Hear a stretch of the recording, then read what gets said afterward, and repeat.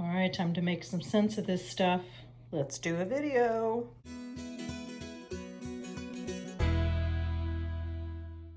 Hey guys, check it out. This is all the gear I'll be taking with me on the Pacific Crest Trail. Let's get into it. When my 2020 PCT thru hike plans were derailed by you-know-what, I went on to other adventures, and each one of them taught me something. For me, carrying less weight on my back is where it's at. With a few chronic health conditions, I've learned just how far I can push myself with pack weight. I've worked diligently over the last few years to put together a gear list that is both lightweight and functional without sacrificing comfort. This is a culmination of a lot of trial and error, and I'm trying not to pack my fears. May get shaved down a little bit more before I actually end up leaving, so yeah, let's get into it. So this is everything I'm going to be taking with me on my thru hike of the Pacific Crest Trail. The items that you see on the far right, the bear canister, a couple of other things, those are for the Sierra section, and I will not be carrying those from the beginning. So the only thing that is not pictured here is an ice axe, and I'm going to pick that one up along the trail. The backpack I'm taking with me is a 30-liter Nashville Packs Cutaway. It's the Cutaway 30. I believe their website says the internal capacity is actually 34 liters, and everything on the outside brings it up to, I want to say 43 or 44 liters total capacity. And this I have found is where my sweet spot is. Anything more and I'm going to fill it up with unnecessary crap. Anything less and I struggle to get stuff in there. This is my final choice. I will put all the stats and details and links to everything that I will mention in this video in the description box below. The Cutaway 30 is a thru hiker favorite. This one I got used, so I did not pay full price for it. I think it retails for $200 and something, like $260 maybe, which as far as backpacks go, that's not too bad. I have paid double that for some backpacks. So my favorite thing about this pack is the side pockets are not sewn onto the pack. So this big pocket here, it's kind of dirty because, you know, it's been used. This big pocket here stretches all the way around. It's just one big pocket. So I really like that. You can actually reach into this pocket while you're wearing the backpack, which is fantastic. It's got a little bit of mud and stuff on it because it has been well used. I've taken it on some shakedowns and I've been playing around with it for some time. I was thinking about doing the Z-Packs Arc Haul because of the support, but in the end I had a really hard time getting the bear canister into it, so that would be a problem. And the other thing that I really love about this pack, oh, this is another thing you can't see from my aerial shot. This is my 1/8 inch foam pad. This is a Gossamer Gear pad. My other favorite thing about this pack are the running vest style straps. I actually have a video on this pack that goes into more detail about it, so I will link that down below also. This is the Z-Packs front utility pack accessory. It is a fanny pack. It's actually quite large and it has a big pocket on the inside. This is really cool. It works really well with Z-Packs backpacks. It'll clip right into their hip belts, which is really great with the Arc Haul. But I'm just going to be using this with this pack. This one has no hip belts. You know, I won't be able to utilize it that way, so it'll just be used as just a plain old fanny pack. In this, I will be keeping my power banks and anything that I want to readily have access to during the day. I'm trying to get as much weight off of me as possible, and my power banks they're really heavy. They're one of the heavier things, so I usually put them in the fanny pack to get it out of the backpack and off of my shoulders and back. This is the Juice 3. This is my trowel. This is for going number 2. The little yellow guy in there is a bidet, and it actually fits onto a smart water bottle, and that is what I will be using in lieu of toilet paper. Then why, you may ask, am I bringing these packed wipes? So in the event that I lose the bidet, or just because I like to clean my face, these little packed biodegradable little washcloth things, they are awesome because I don't feel like carrying a whole thing of baby wipes, and these are lighter. So I've been using these for, I guess, about a year now, and they are fantastic. The little bag in here, there's a little tiny bag that has some soap sheets, and all you have to do is add water to them. I actually cut them in half to make them last longer.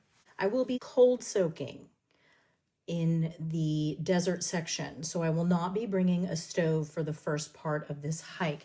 So we will be cold soaking our food in this wonderful little Talenti jar. This guy right here, I will link down below in the description box. It is fantastic. It's a Jar Genius. This has measurements on it, and it helps you know how much water to add to your meals. It is fantastic. I will leave a link to these down below. This is my cup. I always like to have a drink with my meals. So in the morning, I like to have coffee while I'm eating my oatmeal. I don't like to do them separately. So I bring this little guy. This one is actually an Ozark Trail one. It's very, very similar to the Sea to Summit cup, but it's much, much cheaper. This one's been with me for years, and it's a fantastic little cup. This is the Sea to Summit Alpha Light long handle spoon. I don't believe it is being produced anymore. I don't think they're making these anymore. They have a different name now. This is my Hilltop Packs food bag. I'll be carrying this in all the areas where a bear can is not required. It does actually have some food in it at the moment. In there, I'll be carrying food, toiletries like toothpaste or anything that has a smell.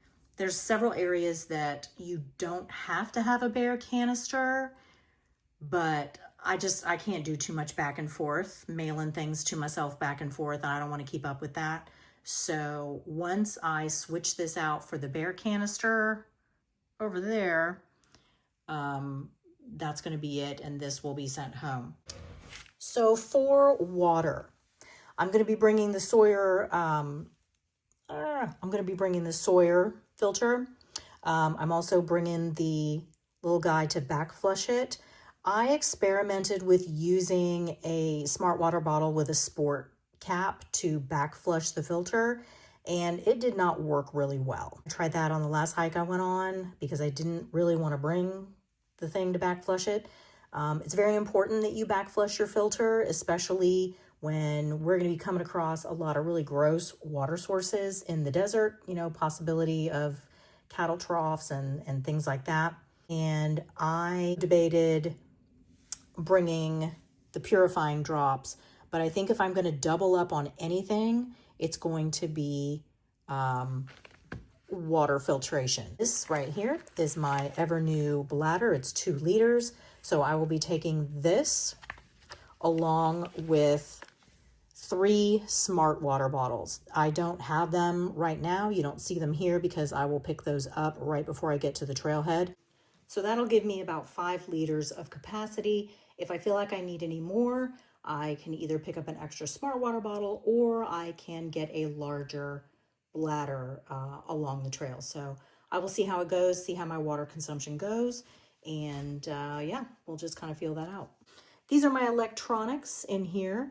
The only thing that's not pictured is my GoPro. There are 2 Anchor 20, one of the power banks is 20 milliamps, the other is 20,000 milliamps, the other is 28,000.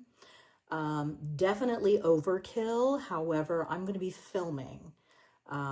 So I usually run my devices down, any cameras I've got, I'm usually running them down during the course of filming stuff during the day. So I know it's overkill.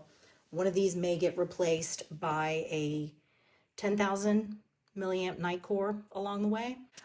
It's just, this is definitely a case of where you pack your fears, because with filming and the camera equipment and microphones and you know, all the other things that I have to keep topped off, I want to make sure that I've got power. So if anything's going to be cut along the way, probably going to be one of these. Here you can also see my Garmin. Very important to have some kind of plan for getting yourself out if you get in trouble. So highly recommend having a Garmin InReach satellite communicator. This is my little ditty bag here. So this has contact lenses, contact lens solution, my first aid kit, which consists of Compeed, tweezers, a needle, thread, tenacious tape, ibuprofen, and my medications. I weighed this bag on its own, and that's how I put it into lighter pack. So the weight that you see in lighter pack is the weight of the entire ditty bag. My toothbrush is also in here. My toothpaste tabs, however, I keep those in my food bag, or I'll take this and throw it down in my food bag. Either way, you want to keep all the smells together. Bring in my smidge head net. We're going to be facing some insects for sure. I can't stand them in my face, so this little guy is going to be my best friend. This is a neck knife that I will be wearing. Several uses for this on trail, not the least of which is protection, but very handy to have a knife. I like to have a knife with me. This is from MT Knives. I can't remember the name of this, but I will put it down below and link the manufacturer page. These are my clothes. So this consists of a buff, multi-use thing. I'm bringing 2 pair of ex officio underwear, 2 sports bras, 1 pair of REI Swiftland shorts, and this is my logo t-shirt. I just realized I forgot something else, so let me go get that. So this is my Leave Outdoors Alpha 90 hoodie. This is both warm and breathable. See how you can kind of see through it there? I took this to Scotland last go around and it was fantastic. So I will be bringing this and using this in lieu of a base layer shirt. This actually weighs less than my Smart Wool base layers. Leave Outdoors also makes fantastic beanies to match their hoodies. This one I will be bringing along. It fits perfect. It's very lightweight, but it also adds a little extra warmth. I will be bringing my Z-Packs Virtus. These are the Virtus rain pants. I took these to Scotland a few times. These will perform like dual function. It's good to have dual functionality items. So if my legs get cold, I can put these on and, you know, I'm going to have a sleeping bag liner in addition to the quilt. So I think that'll be enough warmth for the desert section. They're also pretty good wind protection, so I think I'll be fine. This is the Leave Outdoors ultralight jacket. I did have to seam seal this myself. It does not come seam sealed, but it is a fantastic little jacket. And I'm going to be taking this as my wind and rain shell. This is my Patagonia micro puff jacket. I love this jacket so much. I used this on pretty much every adventure that I've gone on where you required a jacket.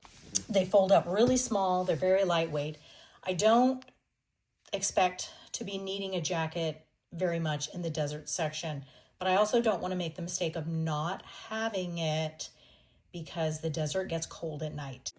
The shelter I'm bringing with me is the Z-Packs Duplex. This is the classic. This is the original version. I purchased this just prior to my first trips in Scotland, so I think I purchased it in 2020. I've tried several, and I even tried to use the Z-Packs Plex Solo. I really liked the idea of how much lighter it was. And I really like the idea of like a one person, but I just couldn't deal. I just couldn't do it. I'm too used to having the extra room, and I really felt cramped on the last hike that I took it on. So we are back to the duplex, and I'm not sad about it. Also bringing, I believe there's 10 stakes in here. So these are the duplex stakes. Quite a bit of dirt rolling around in there with them, but gonna also bring those. Those are the Z-Packs Supersonic 7-inch stakes, I believe. The shoes I'm bringing for this trek are the Ultra Olympus 5s.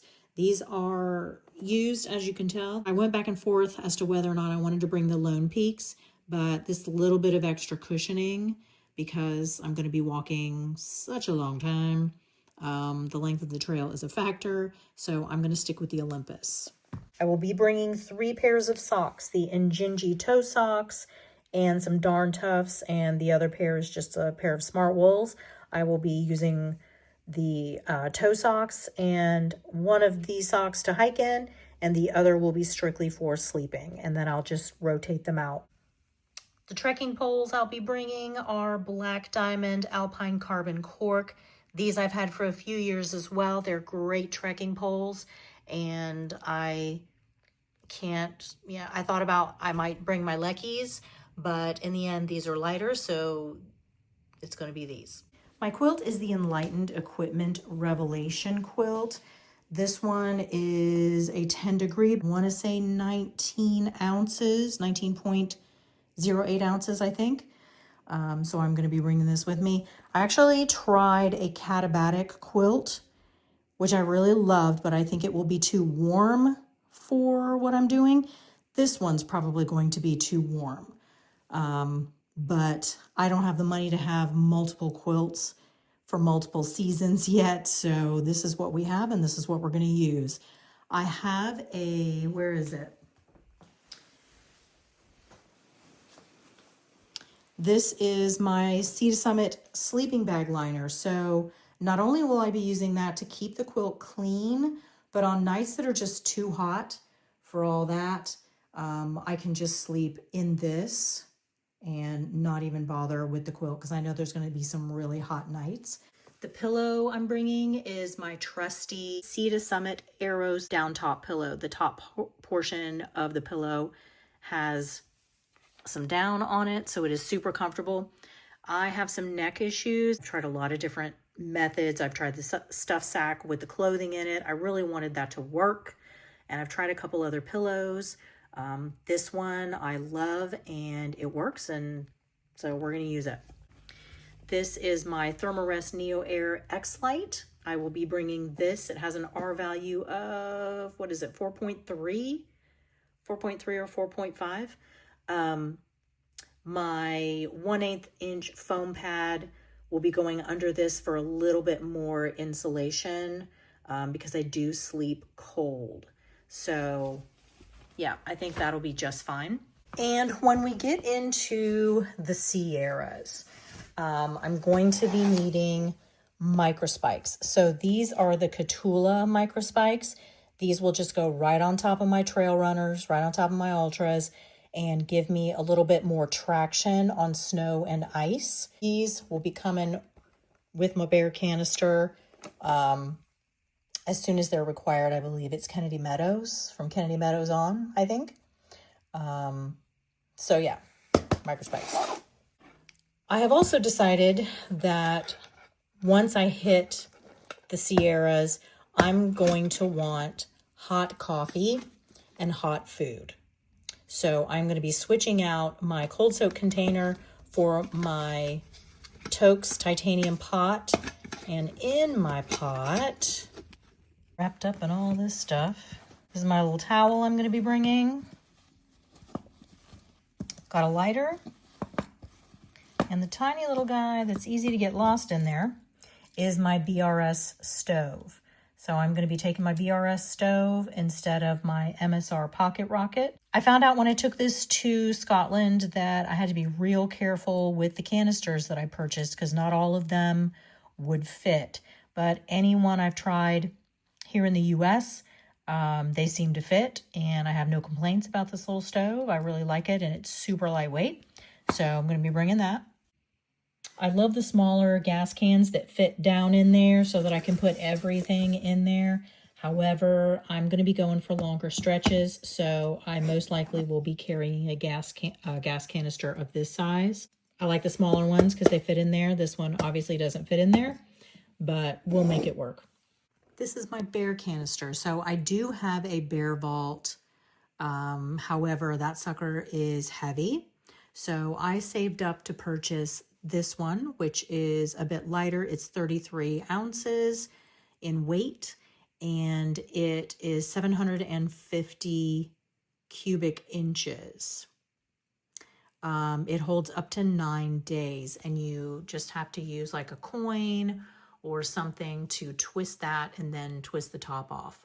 I didn't want to carry the Bear Vault. I've carried that thing on all my hikes in Florida, and it's really heavy. So anywhere I could shave off a little bit of weight, this was one of the more expensive purchases that I made for this hike. This cost about $345. You can rent these from the company. I don't think you can rent them from the outfitters along the trail. You can rent the Bear Vaults along the trail. I know Triple Crown Outfitters rents the Bear Vaults. I don't know if they rent these. I do know that Barricade rents these out to hikers. And like I said, the missing spot here is where my ice axe would be. I'm going to be picking that up along the way since we will be hitting some outfitters before I will be needing it. All right, guys. Well, that is everything. If you guys have any suggestions, any tips, any questions about anything that I went over on this gear loadout, definitely let me know. As it stands, I believe I am just below 9 pounds base weight with this. And it may fluctuate a little bit before I head out on trail. So definitely keep an eye on my lighter pack. I do have the desert section and Sierra sections separately.